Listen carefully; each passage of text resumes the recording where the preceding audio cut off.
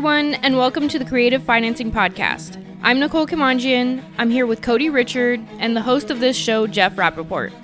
This is episode 230, and today is part 2 with our special guest, Eric Sage, who is going to be covering using notes to succeed in today's real estate market. While listening to this episode, if you guys have questions, please head over to the Creative Financing Podcast Facebook group. If you're not part of the community, just search the Creative Financing Podcast in Facebook and ask to join. There will be a live session on the second Thursday of every month, so bring your questions. If you're watching this on YouTube, you can ask your questions in the comments below. Lastly, we want to thank you for subscribing, liking, and sharing this podcast with your friends. How is everyone today? Good. Awesome. Doing awesome. Thanks. So we're going to continue. Last episode, we talked with Eric a little bit about how he got started, where he is, what he's doing today.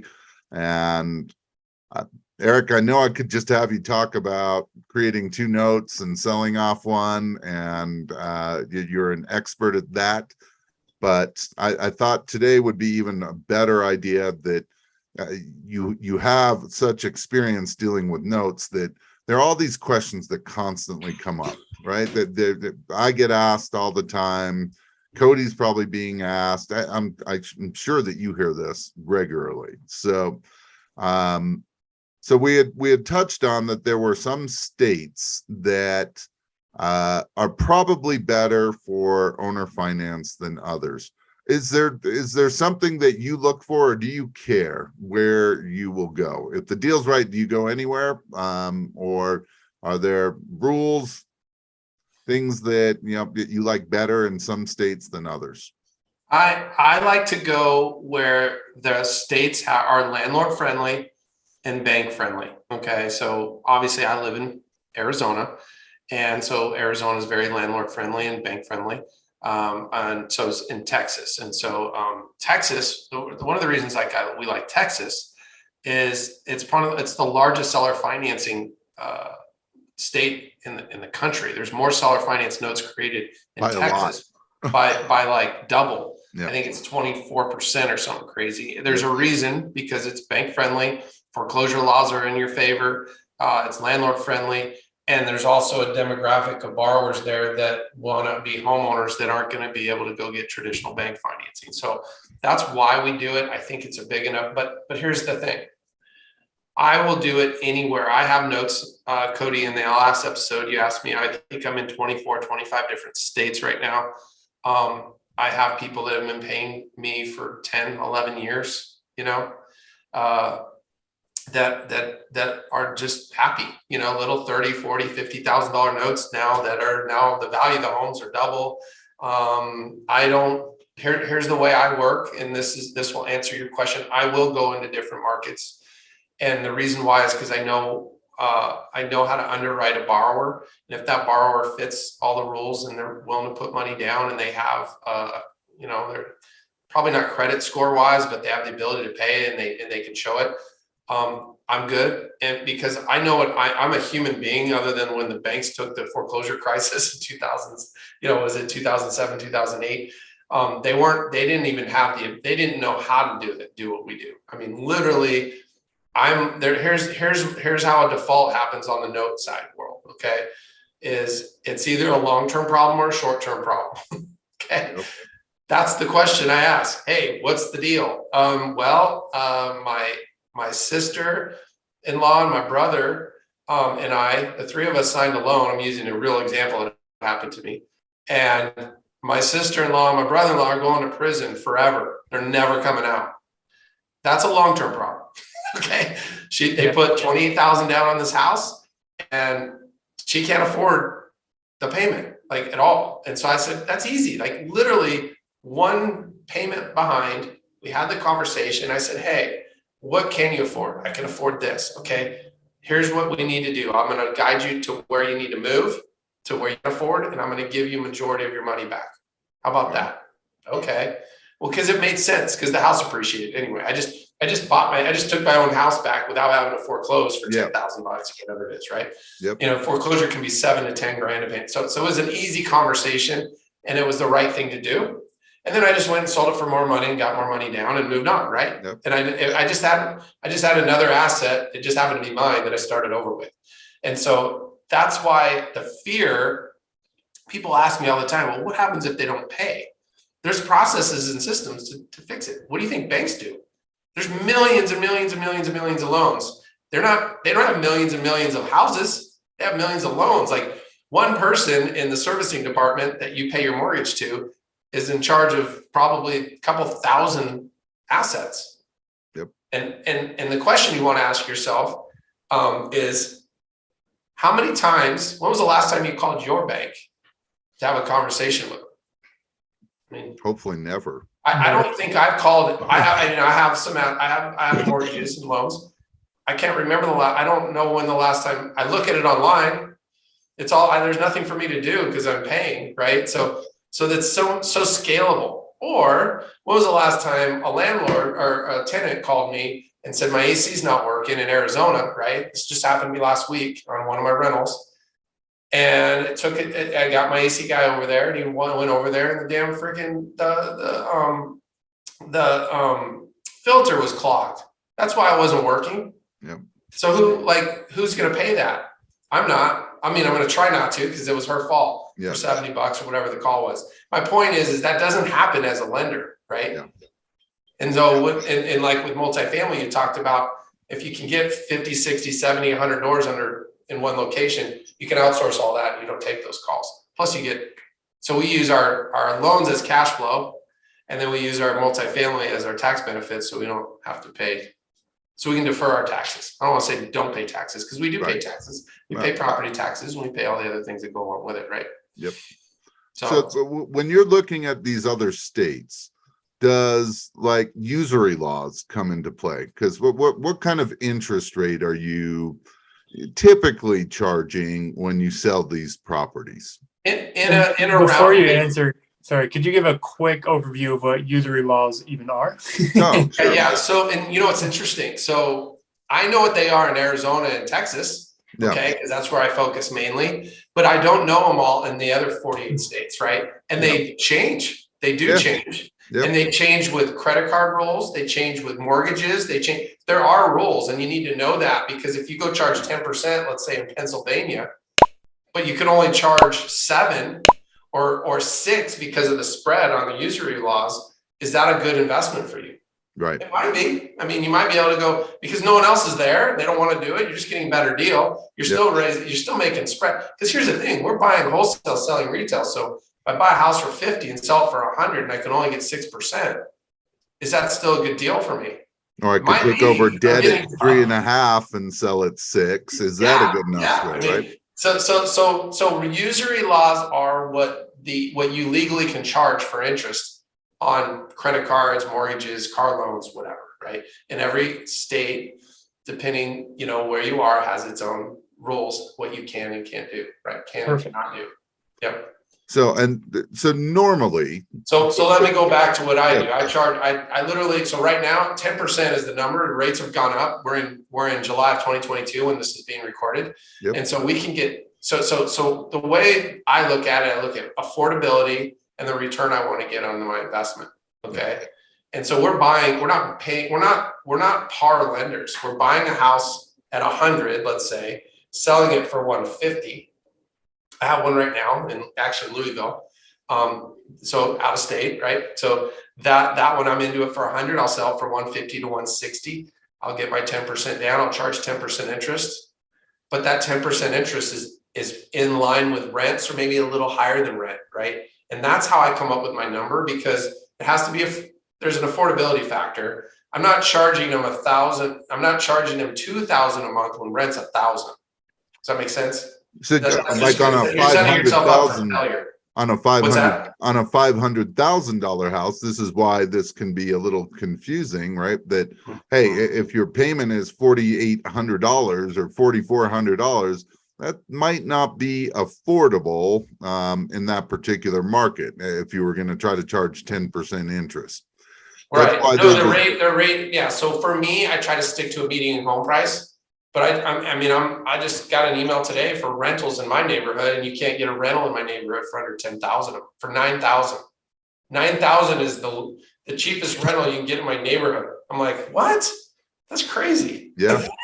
It's you probably could do, So why wouldn't I finance go up to what? I can sell or finance that deal all day long. Yeah.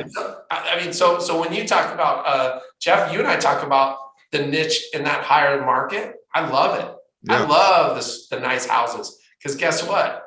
I have a real good feeling I could go offer terms at 0% and pay market for a house. Go wrap that up, let it sit and run as long as I want, because I'm getting principal only payments while I'm getting $9,000 in principal and interest payments. Right. I mean, you wake up 10 years from now, do a 10-year balloon on that. I mean, you got whatever you want to do. Well, I mean, we could calculate it. What if you're getting if it's 9,000 a month times 120 months, that's $1 million that you just paid down on a principal only payment to somebody that offered you 0%. Yep. And I can promise you, if I sold it but I charge them 6% par, right? 3%, 3.5%. You double your money. I can promise you that, if not more. Right? Because their payoff we know how amortization works. So that's the cool thing. If you guys play around with when you're listening to Jeff and you guys are listening to these podcasts, play around with amortization. It'll blow your mind that the amount of money that's why banks do what they do. And then they want to offer you to refinance. But now we're going to tell people, don't refinance. Let's start another par loan over here and create the spread just like any bank would. I think it's really interesting when we were interviewing Nick, Nick went through the spreadsheet, the model, and, in 10 years on a second note that you're charging 10.5%, it's paid down by like $2,000 or $2,500. And, it's basically still intact. 10 years in, all the payments you've gotten is almost like pure profit. Pure profit. Yeah. No, that's the niche to this. So this is my feeling, single family, the appreciation and depreciation that you would receive on a single family home if you just kept it as a rental. I think now, with the way rates are, if you match them up 10 years from now between just straight up rental, pay all the expenses, the turnovers, the repairs, the property management fees, the taxes, the insurance, and all that stuff, a straight simple interest loan that you become the lender on will blow that away, even with the tax benefits. That's my opinion. Yep. And then the great thing is here's something I want to share with you, because I thought about it today. Is when you're networking, I had a title agent, and so I'm sitting down at a self-directed IRA company at a presentation. I'm in the back of the room. I'm a pigeon back there, giving them intermediate seller people that are sitting in the room learning about how they can self-direct their retirement money into real estate or whatever, right? So this someone asked me the question, hey, Eric, what do you do? And I said, well, I go out, I find these deals, and I'm just looking for money to fund my deals. Great. So I think I've raised millions and millions of dollars. So I had this one lender, and I just paid him off for the first time completely in 10 years. Okay. But he had this title agent. He would only use her. He would only use that title company. He would only do this one thing. He was an old dude, and he's just like, this is my thing. And I said, okay, great. And I really didn't like her very much. She was rude. She wasn't responsive. And her job was to take care of him, right? Not me, right?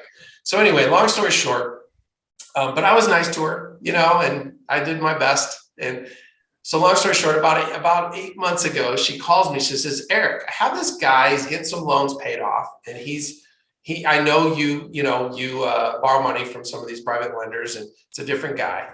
And so she introduces me to him, and I go and have lunch with him. He still has a flip phone. Okay, he drives an old pickup truck. He lives in the west side of town. Not a million years. And so that you would know his wealth, right? It's crazy. So I ended up not doing any. I was going to do some business with him, but it didn't work out. And so last week, he called me because he had some questions regarding his note portfolio and what the value would be on this note portfolio. And I'm like, okay. So I find out, asking him some questions, that he has this is just a small portion of his portfolios. He has $50 million worth of notes. Wow. Small portion, you said? That's just a small portion of his net worth. And so I said, 50 million. Wow. Yeah, he makes 250,000 a month in income off of that. And he was just asking me for some advice. And so my point was, when I was thinking about, because you have beginners listening to this, but like your network is so important. You never know. Like, can you imagine? Like, there's a high probability that I'm going to be doing some really, really high level business with him in the near future, knowing why he called me. He's not dying or anything, but there's some stuff happening in his life that he wants to change, and he wants me to be to me be involved because he trusts and knows what I do. So that was one of the things that I wanted to share with the group, because you can't ever have enough money. You can never have enough money. Jeff, you've got this multifamily deal, like all this stuff like that we're talking about. It's a circle of love that we all have, that we'll be able to make money together. So you just never know when those and don't judge a book by its cover either. You never know who may have a whole bunch of money. Yeah. And he does, and he loves the note world because he knows it's so scalable, right? And so and here's the thing, he services his own, he does everything that I wouldn't do. Like, he services his own notes. Oh, wow. He pays all the taxes, insurance. I'm just like, whoa, what are you doing, dude? For 22 grand a month, you can outsource all of that and look at your report once for an hour a month at the most, right? Yeah. He's got some good payers. So anyway, I just wanted to share that with you guys. Let me ask you, Eric, what are your thoughts about, and I don't even know if you do use these techniques, but do you ever buy and or sell on land contract or contract for deed? Yeah, good question. So yes, I do. I've bought, so a few years back, if I bought a house, if I bought a house subject to, let's say, I took over the existing seller's payments, I'd buy that on a wrap. I'd buy it. They'd create a note and sell me the house and wrap it around their existing note, right? Yep, and then I would sell it on. And then, and I do an exact wrap, and then I would give them some income. A lot of the sellers that I buy from, I give them income off their 2.9% interest rate, because it's so valuable, right? Yeah. So I give them a little bit of income, and if there's ever a problem or there's an insurance or something happens, they're going to help me, right? Yep. Or if they just forget about it, and go to their retirement home, they don't take wherever they're call. going. Yeah, they'll take our call because I'm paying them every month. They get a check from Eric. It's great. Yeah. So that's my model. It could be $50. It could be $500. I mean, it doesn't, whatever makes financial sense for us to do the deal, right? Yep. So then I would sell it on an agreement for sale or a contract for deed, because I would be able to take the property back quicker if there was a default, right? That was my mentality. Yep. I've changed that recently because I own contract for deeds and notes. And what I found was, once I have enough equity and skin in the game, it's a foreclosure anyway. Yeah. I mean, and guess what? When all my contract for deeds, I have a full-time assistant, not a full-time, but I have a part-time assistant that literally handles all my taxes, insurance on my contract for deed portfolio, because I'm on the title, my company is, and I get all the payments, I get all the taxes and insurance and stuff. So personally for me, and Nick will attest to this, he's like, we're similar when it says, if banks did it, then they would do it. Banks don't do that. Banks don't do contract for deeds. Yeah. Banks don't do that. So I don't do it. My opinion is a foreclosure or a forfeiture in my mind, based off of the borrowers that I'm selling homes to and the amount of money they're putting down. It's a foreclosure anyway. And I'm going to help fix their problem. There's going to be people literally that disappear, like, completely. Yeah. And you're going to have to go foreclose or do some sort of forfeiture that way. But the attorneys know what to do, and they'll fix it. That's my opinion on the agreement for sale contract for deed topic. So you're not really, as far as you're concerned, you're not too worried about the due on sale clause, either when you're buying or when you're, again, wrapping to an end buyer. Is that pretty safe to say?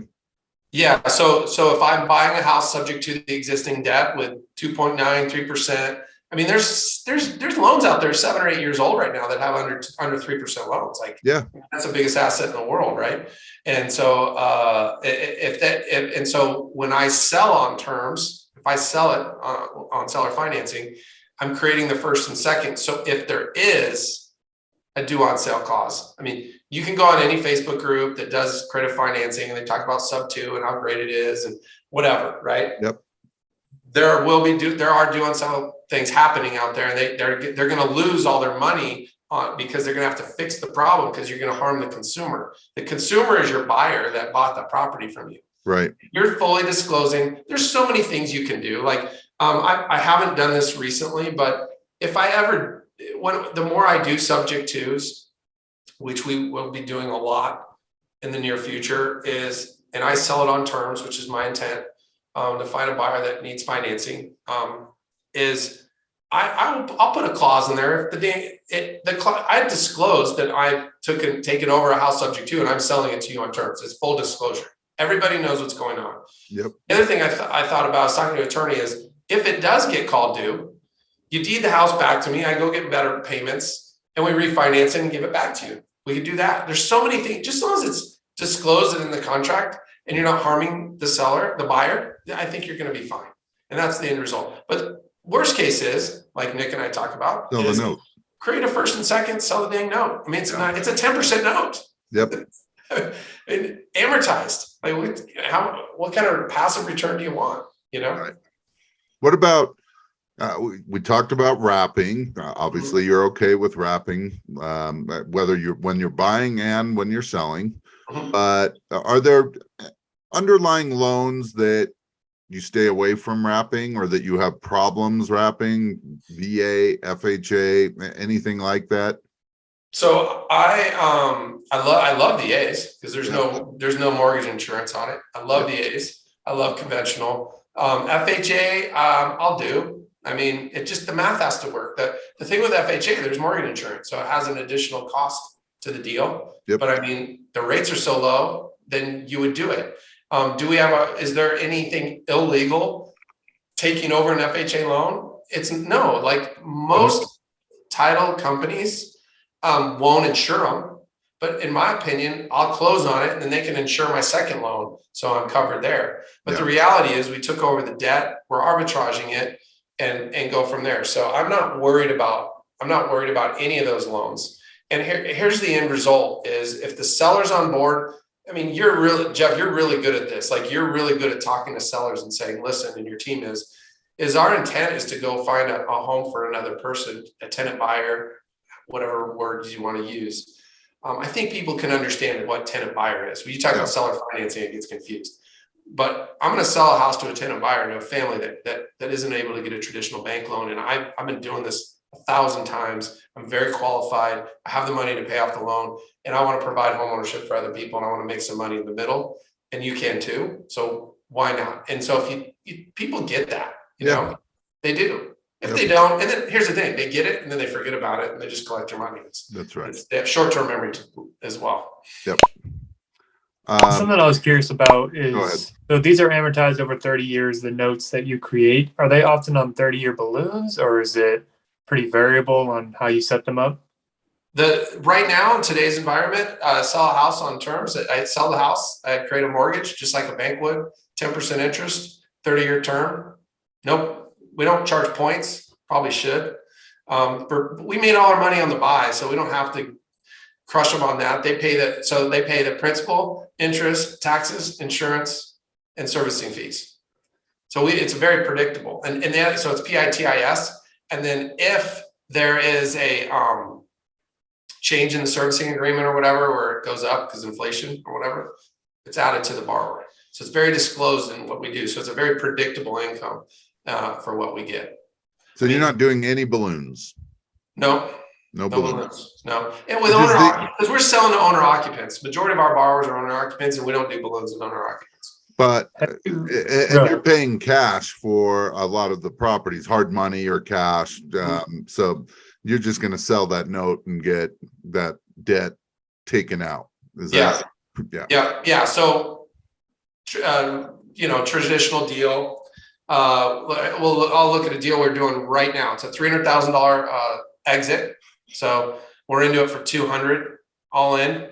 We're going to sell the house for 300, which is market. We did a little rehab to it. Sell it on terms for 300 with 50,000 down. So now the buyer owes $250,000 at, I think it's 9.95, but I think it actually is 10. But it's right in line with what rent would be, because rents are off the charts in our market right now. So they're happy to a fixed mortgage. They can refinance anytime they want. And then we'll create a first for 200 and a second for 250. That first lien that we keep or resell, we resell that first lien, that 200,000. We'll take out our underlying debt or our cost, and we'll be left with a $50,000 second at 10% interest, and rinse and repeat. Yep. Yeah. What if you are, let's say that same example, but you took over that property subject to, and your seller wants a balloon. I'd be happier. Well, if your seller said, I'm willing to let you do it, but I'm not letting you do it for the length of the loan. Great question. So let's just say so typically on terms, when you want to buy a house on terms, that 30 years is a long time. You're right. You're going to offer it 30 years. But what if you get 10 principal only payments? Sure.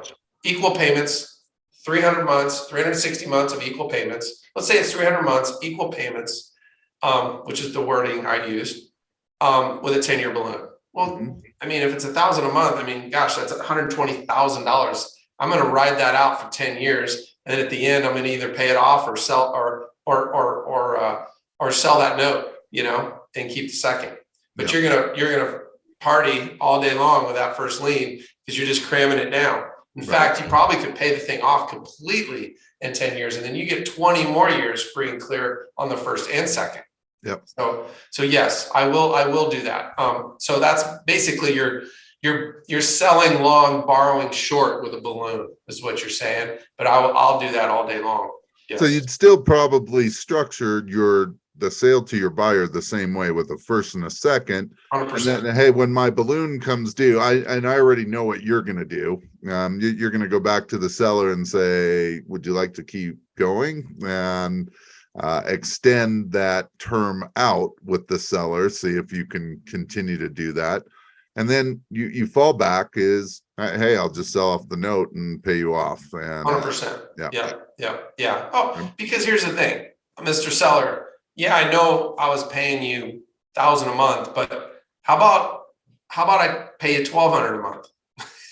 Because you're getting $1,700. Like, right. And 10 years is a long time. And if the seller comes to you 3 years in, I have a friend that does a lot of what we do. Every single year, he contacts all the seller finance sellers and offers to buy out their term.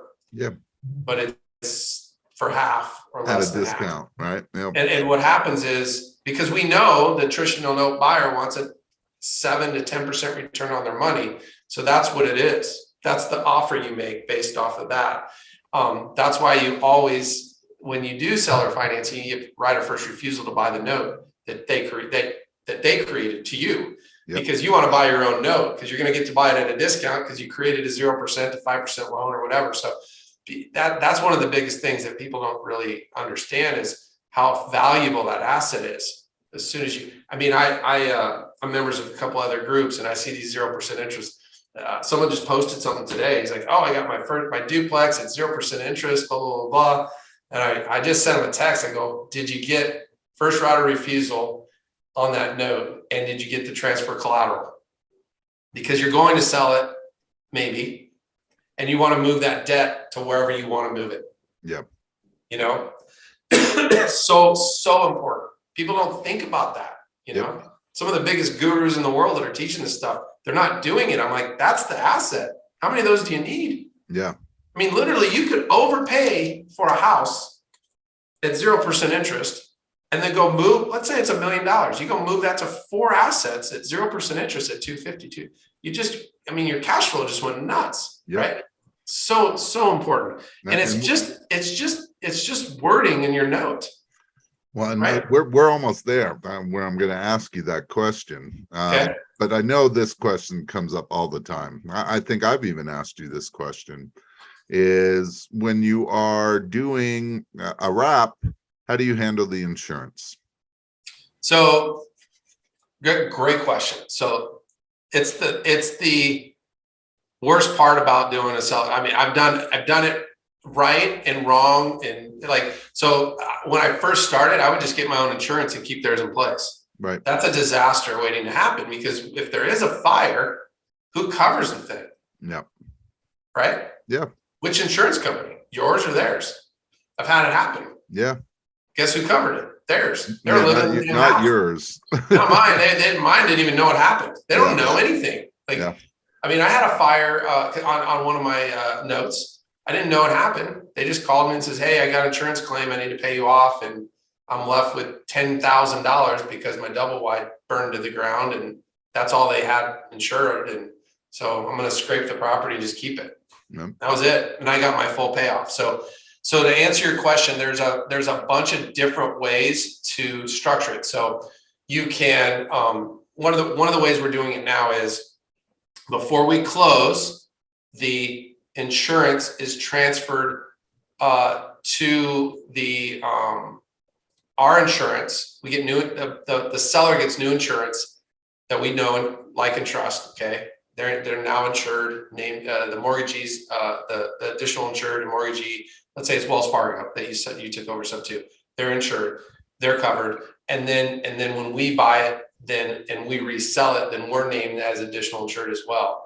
And the borrower keeps that same insurance in place, because you want one insurance. That's it. You have multiple, because it's easy to pay $45 for an extra insurance policy on a 2.9% loan that you just got, and at least you're covered. Well, it becomes a nightmare in regards to insurance if there are claims, right? So that's what we're doing now. So are you getting an intermediary insurance policy when you buy before you have your new buyer? I'm not. No. So then you're finding your new buyer. I need to. What's that? You're finding your new buyer. That buyer becomes the primary insured. The borrower, the seller, is the additionally insured, as you are, and the bank remains lost payee or 100%. Right? Yep. I would agree with you. That's the cleanest way, because now what happens is when you sell the property, and then now there's all these new names on the policy, and if you have your insurance provider send Wells Fargo the lost payee and it says their name on it, that's all they care about. Let's look at this at a big picture. Yeah. Just as long as it says exactly what the bank needs it to say is all it needs to say. It's a checkbox. It's done. Yeah. People were always worried about switching insurances, and then it would trigger the due on sale clause. Let's go back to the department. Who I know, because I talk to my own servicers all the time about my borrowers. I don't. It's a department that they don't. I mean, there's technology out there to see the house transfer, and they can call notes on due on sale clauses and everything. But the majority of those notes that are written are packaged off and gone. It's the small banks that keep their own loans that are going to be calling those due on sale, because they have to. Yeah. Right. That those banks have to do it because of the rules that they have. The small banks, the big ones, I don't even know if they would even know. Well, and the small ones that do like down payment assistance are notorious for, they'll call the loan due every time. All right, a couple more questions and we'll wrap. But the insurance, I would love to have we'll have a separate call, but the insurance is a big question on how everyone structures it. And I have a whole diagram on how I do it, but there's some gap time on when you're doing this stuff to make it work, but it's just part of your closing package. Yeah. It's just a process, right? Yep. So you always use a servicer, right? Yep. Are there, people ask me all the time, who do you like? Who's your best servicer? And I know you probably have two or three. And let's not talk about Texas, because I know you have a preferred one there, right? Yeah, August REI, we like August REI in Texas because they have our systems and processes and everything in place. I use FCI Lender Services outside of Texas. I use Westar. I use Evergreen. I like FCI personally. It's easy. Their platform's easy to use. It's easy to log into. I'm actually looking at Madison. Yeah, you're looking at a new one that's combination. I sent them to you as well. I'm looking at Madison right now because they'll originate and service. And doc prep. They'll do it all. Now, what people say and what they'll do is a little scary. So I would test them and see how it goes and use a transaction coordinator to help you do everything correctly. I mean, the transaction, I will tell you, as you create notes on single family homes, the transaction coordinators are the key to the whole operation because they do everything. And there's a lot of moving parts, but for them, it's just another checkbox. For me, as a note creator and a deal guy and raising private capital guy, doing all the little things in the middle is not what I want to do, and I'm not good at it, and I don't plan on being good at it. All right, so let me ask you one other question about servicing.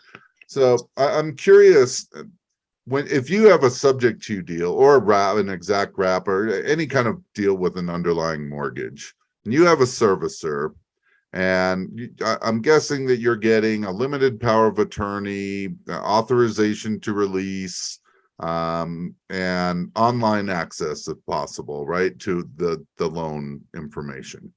Are you keeping all of that for yourself? Do you pass that on to your servicer? Because what if that loan gets sold? Who figures that out and then relays that message? The loan, if the underlying loan gets, the Wells Fargo sells it to Bank of America. What happens? Well, so the key to all of this is to do it that's why you hire a transaction coordinator, because I forget. I just did one. I went against all the rules that I go by because it was a simple deal, and I forgot. No, that's not what happened. The note was written. I hired a different attorney in a different state because it's in South Carolina, and I have them they wrote the note for me. They wrote it at 0%. And I'm like, whoa, wait. Thank God I had the contract written right and the attorney did it wrong. We fixed it and we got the note and all that stuff. But my point is if it's sold and you have all the power of attorney, you have the address change. So here's what Nick does. I'm just trying to figure out who would be notified. Would it be you or would it be your servant? Who are you trying to make monitor, those kinds of things? When you start owning 50, 75, 100 notes, and you've got 30 that have underlying debt, taxes change. Who is notified of that so that the servicer now knows, hey, send out a new, amount to collect and all of that. So who monitors all that and how does that all get figured out? So for me, I have it two ways. I do it. I have the letters come to our business office, so I know that it happens. Okay. But in the future, because of the scalability that we're looking at, it'll all get done at servicing. The servicers, that's their job. They get all the notifications for that specific property. It's all on the portal. Everything is there. It's very easy. That's how I do it now. Okay. I want the servicer to handle everything. Nick and I agree on that. He doesn't touch a thing. Now, there are, like, when escrow changes and taxes change and insurance changes, or there's different amounts, that's the servicer's job. That's what they do for the bank. So just treat it like a bank would. The banks aren't collecting. It's all being done that way. So how I would do it is I'd have a servicer that can handle all of that. And if the borrower is not paying for it, I would pay extra for it because it's worth it. It's totally worth it. All right. So last question, then we'll wrap this up. So, and I know you've already mentioned a few of them, but how about like your 3-4 best clauses to make sure that you include in your note package when you're buying? When I'm buying, when a seller sells on the, okay, well, so I love the transfer of collateral. Okay. So if you sell me your, Jeff, you sell me your house and you sell me that house at 200,000, which is 20,000 over what market is. And it's really worth 180 and you sell it to me for 200, but you give me terms at 0% or with a 10-year balloon. I always want to have the right of first refusal to buy that note. Okay. I want, the transfer collateral, if I want to be able to move that money wherever I want. Okay. And the terms on that, the attorneys, here's what I do. I send it to my attorneys and I tell them, this is what I want, and make sure it's in the note. The note is you written. Become specific on that one, because that one can be a little complicated. The transfer collateral is very, and I don't have the clause, the term in front of me exactly, but it's very, so, and I'm glad you brought that up, because what if I transfer that collateral, okay, that note to another property, it has to be like property and it has to be at the loan to value that they lent me the money at least as good, right? Yeah. So think about how powerful that is. They just sold me the dang house for 20,000 over what it's worth. Yeah. Do you think I could go put it on another property for 100% financing? Let me ask you, my guess, because I just dealt with this literally within the last this week on a substitution of collateral deal that I had done, and my seller was confused from day one. He had this idea of what was going to happen, and that, you know, I sold the property that I was buying within 3 weeks. So you know, I had a choice, and I'm like, do I want to use this money or do I want to sell on terms? So I'm going to use the money. Well, immediately, what rate was it at? What did you 2.5%? Yeah. Okay. Yeah. And when I cashed it out, he's like, well, you can't, I don't want to release the lien. And I'm like, you have to release the lien. And, you know, and what we had set up was that money would be held in the escrow account, right, at the title company. And until I found a property that met the criteria, and I had the same criteria, which was, and you would keep making the payments during that period. period. No, I'm still making payments regardless. So at this point, it's totally secured. He refused to allow the money to ever sit in escrow. He wouldn't do it. And so then I found a property that I'm like, all right, I can leave this here semi-long term, and I'm only leaving a portion of the money, but I'm putting the whole note on that property. So I still have use of some money to, you know, and that way he didn't have to come sign anything with, you know, any releases or whatever. But I've done it a number of times, and this is the only time that I've ever had a problem. But let me ask you, and this is for me, not for our listeners, but what I told them, look, I don't have any free and clear properties I can just go put this money to, like, in the next 3 days. I can find something quickly, but I said I have some out of state. But now you're dealing with a title company that, you know, is local, that's not going to, so keep that in mind, at least as far as I'm aware, that if you're going to do the, and you call it transfer of collateral, I call it substitution of collateral. Same thing. Yeah. You're moving that. You have 10 years to use this money for whatever you want to, basically, but it has to be secured to a property. Yeah. Right? Does it say first lien, second lien, third lien? No. And I have even a better one where we can divide it into pieces, right? Which is even better. Now you don't have to try to make it all fit, right? So, and he'll actually lend whatever first or second position. He's fine. So, okay. Any other clauses? Okay, so when I sell on terms, Yeah. I get the right of first refusal to buy the house back if they ever decide to sell. Okay. That's always a good one. Yeah. So I sell it on terms. So what it does is let's do the perfect storm. I buy on terms at 0%. I get first right of refusal to buy the note. Okay. I can move that. If I ever sell or the house is refinanced and that debt is off that property, I can move it to another property, like property, for the rest of that term. Okay. Then when I resell it, I'm going to get the right of first refusal to buy the house back. So if I sell a house today at $250,000 and they go to want to resell it, they have to notify me and give me the right to buy it. Yep. Because if I have debt on it, why wouldn't I? So I'm probably going to be your best buyer. Right. Most likely. Yeah. So basically I'm building, so you're controlling everything on all parts of the transaction. Yeah. During the process. What other? I had another clause I wanted to tell you about. Well, and you're going to disclose, right? Like that there's a potential underlying debt and due on sale, and everyone is clear on what could happen. Yes, you are. I'm gonna. I had some other terms I wanted to tell you real quick before I. Good.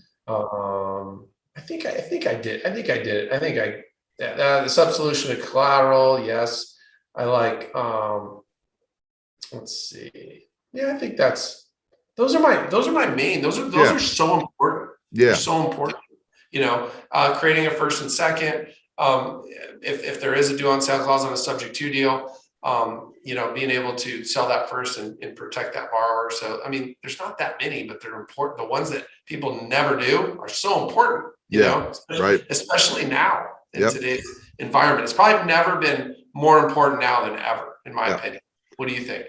I totally agree. And people ask me, how do you get the substitution of collateral? And it's like, when you're paying close to retail or more, right, which you can do with creative finance, that hey, now you've got to get substitution of collateral. I mean, the last thing that you want is like your buyer saying, hey, I can refinance in 3 months, and now you've got a problem. So that's the way that you have to protect yourself. And hey, it's like, look, for me to pay you this price, which is more than what you're ever going to get, this is what I need to be able to do.